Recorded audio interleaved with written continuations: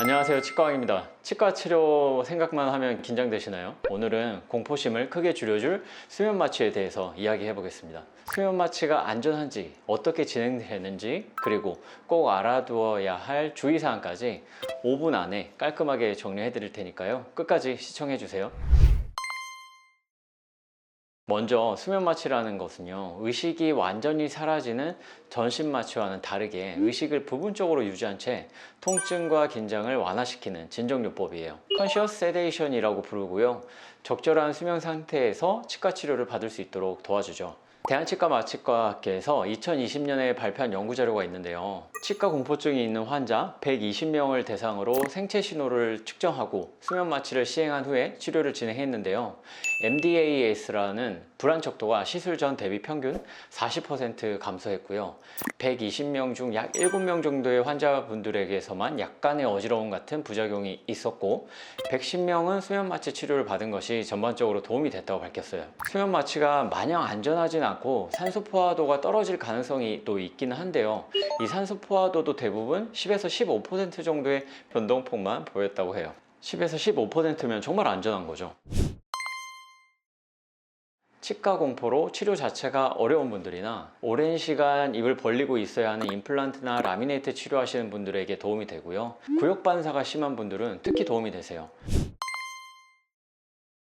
수면 마취는 보통 미다졸람이라는 약제를 사용하기 때문에 안전한데요, 부작용이 거의 없는 약제로 알려져 있거든요. 위에 말씀드린 논문에서 어지러움증 같은 부작용이 10% 미만으로 관찰되었는데, 다른 연구에서도 거의 마찬가지예요. 2006년에 디오네가 한 연구가 있는데, 여기서도 80명의 환자 중에 3명이 약간의 어지러움증을 호소했고, 1명은 호흡이 조금 불안정해졌다는 결과가 있는데 빠르게 호전되었다고 나와 있거든요. 그런데 제가 워낙 많은 수면 마취 환자를 받아보니까 미다졸람으로는 수면이 안 되는 환자분들도 계세요. 보통 수면제를 많이 복용하시는 분들이 잘 안 되시는 것 같은데, 그런 경우에는 추가적으로 케타민이라는 약제를 쓰기도 해요. 하지만 저희 치과는 프로포폴은 안 쓰고 있습니다. 위험할 수가 있어서.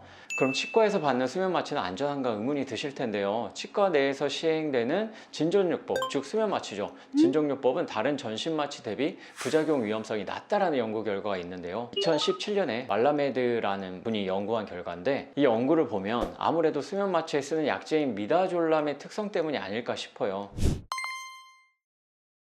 일단 수면 마취를 하는 치과를 찾아야겠죠. 그 이후에 지켜야 할 주의사항에 대해서도 좀 설명을 드릴게요.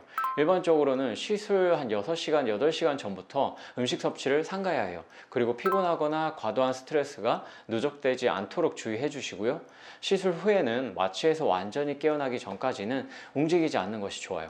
약물의 잔여 효과로 어지러움증이나 졸음이 생길 수 있거든요. 그래서 당연히 운전도 하면 안 돼요. 미다졸람이라고 하는 약제가 수면 마취할 때 좋긴 한데, 시술 전에 기억까지 지워주거든요. 치과에 대해서 좋은 기억만 남겨주는 거예요. 정말 좋죠.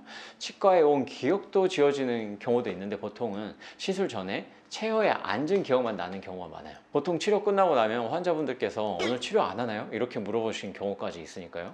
그런데 모든 분들이 안전하게 수면 마취가 가능한 것은 아니에요.